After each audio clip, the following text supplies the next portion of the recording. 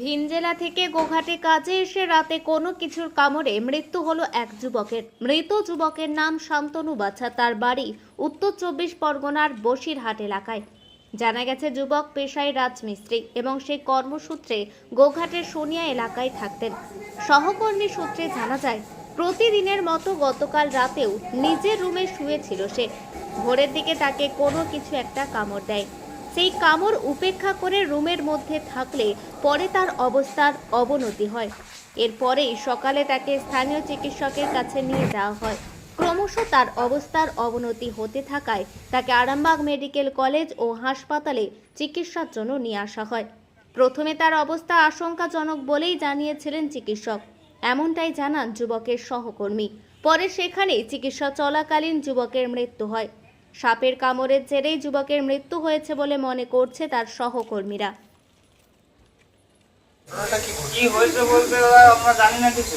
রাত্রেবেলা এই কেসটা হয়েছে, আমার সকালবেলা খবর পেলাম এইরকম কেস, কিছু একটা কামড়েছে।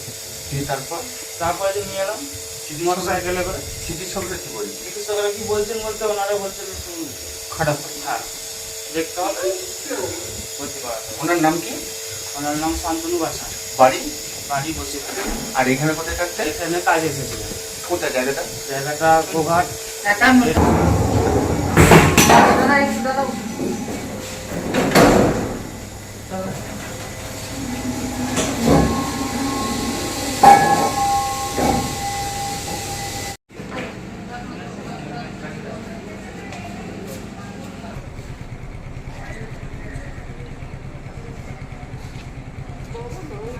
ঘটনা ঘটেছিল বলতে কালকে রাতে 4টের সময় ও জ্বালা করছিল, সাপে কামড়ানোর মতো। কালকে না আজকে?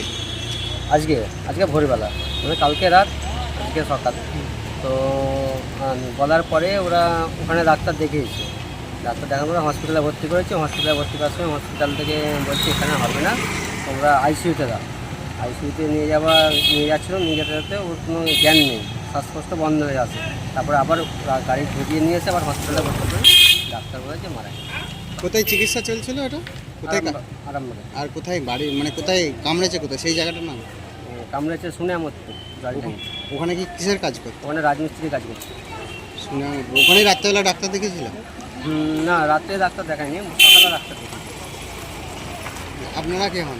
আমি ওখানে একসঙ্গে কাজ করতাম। কি নাম ওনার যিনি মারা গেছেন?